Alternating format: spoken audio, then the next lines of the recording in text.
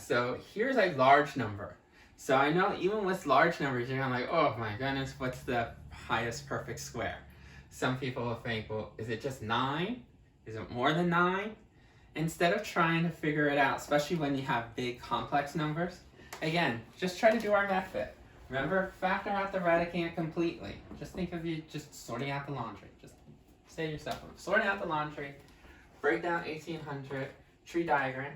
So here, you might say, well, it ends in 0. Maybe that helps you. So that might be 180 times 10. Okay? And then you go like, okay, I can break that down a little bit further.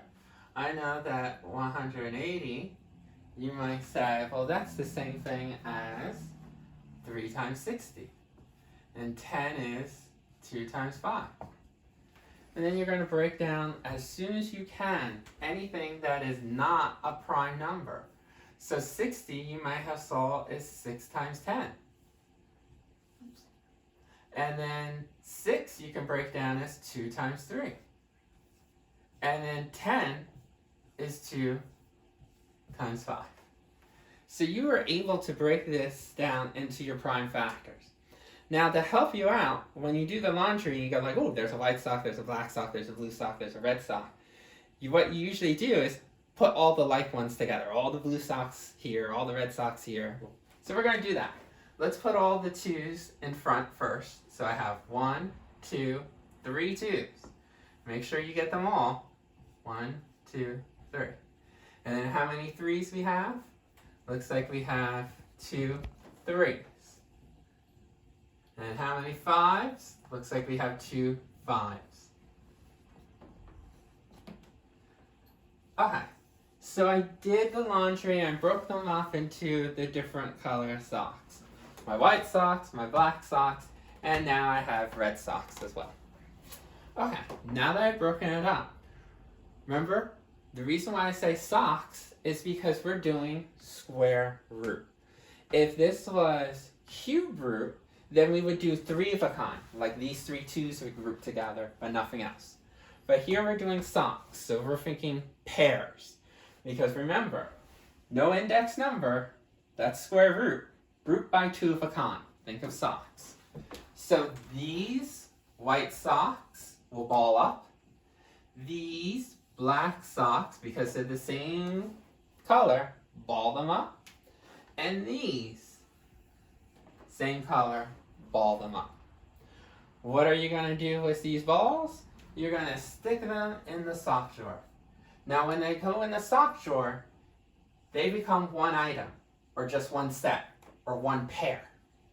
This goes away as one pair. Not 2 separate socks, but as one big ball, or however you fold up your socks. And this will go up as one pair. So now, once I paired it up accordingly to our index number, then I just want to clean up the problem. So notice I have stuff that's still not matched, but I have stuff that's going away in the drawer. So the outside items, the stuff that's going in the drawer, multiply them. So that's 2 times 3 times 5. 2 times 3 is 6, and 6 times 5 is 30. They went away in the sock drawer, so they go outside the radicand.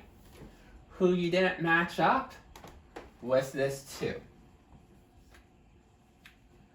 That might be easier than to try to figure out the highest perfect square that was hidden in here was 900. 900 times 2 makes 1800. The square root of 900 is 30.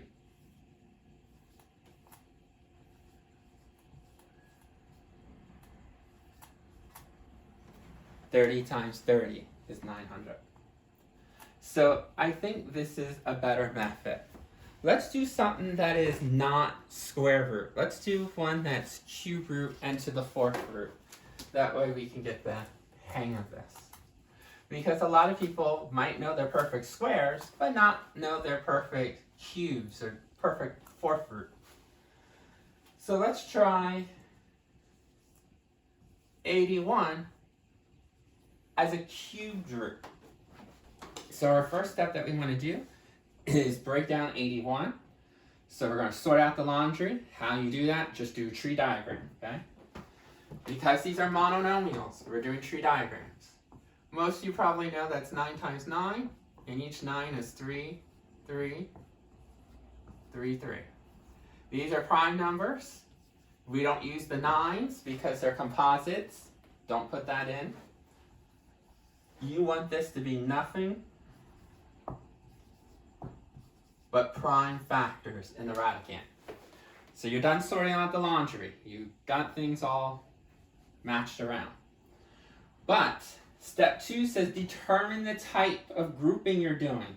A lot of people are thinking, oh, socks, pair them up, pair them up. Look at your index. Notice our index here and here is a 3. So when you have a 3, you're doing cube root, group by 3 of a kind. Or think of the towels. You're thinking that you need 3 of the same color. You need a towel, you need a hand towel, bath towel, hand towel, washcloth. 3 separate items to get one set. So here I have 3 of the same color.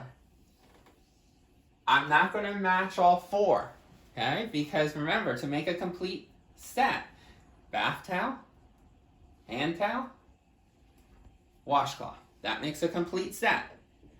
So I don't need 2, I need 3.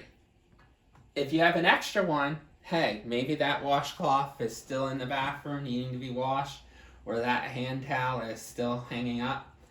But these will become one set. And when you have this one set, you put it away in the closet. This guy, not matched up, still stays in the laundry basket waiting for its mate. So we have a 3 on the outside, and we have a 3 inside. Notice there's nothing left inside to multiply with the other 3. There's nothing on the outside except for that one 3.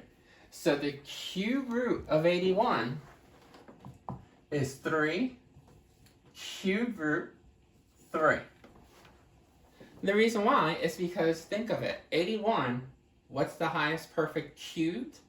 Perfect cubes would start with 1, 8, 27, 27. Because again, that's 3 times 3 times 3. The next number would have been 64. No, there's no factor of 64.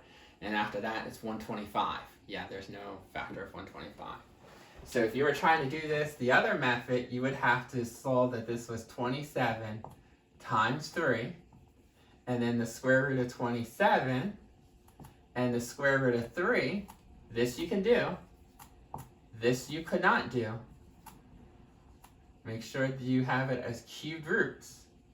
And you can see we got the same answer here by just doing the laundry.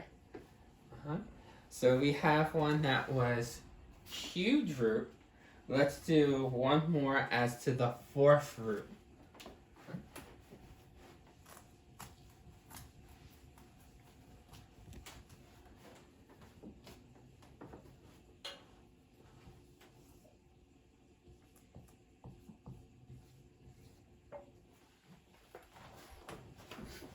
So again, people might not know their 4th root on the top of their head. They know the square roots, but they might not know to the 4th root.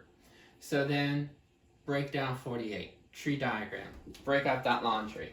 It's one big ball, separate it. We see we have a 6 and an 8. And then we can break down this as 3 and 2. 8 you can break down as 4 and 2. You break down as 2 and 2. So you're just breaking this down until you get all prime numbers. And it doesn't matter what order you broke this down. Some people might have said 4 and 12 and then broke down the 4 and break down the 12. But it really doesn't matter. Once you get this done, you're going to put it back under the radicand. But let's put it in order. So I got 4 2s and a 3. Remember, we're doing it to the 4th root. So, and when we saw that our index number is to the 4th, fourth root grouped by 4 of a kind, or think of sheets. You need, I guess, the fitted sheet, the flat sheet, and then 2 pillowcases for a queen set or a king set. They don't give you more than just 2 pillowcases at a time. So if you got all of them, these sheets, all the same color, and they're all that, yellow sheets, then you're going to put them as one group.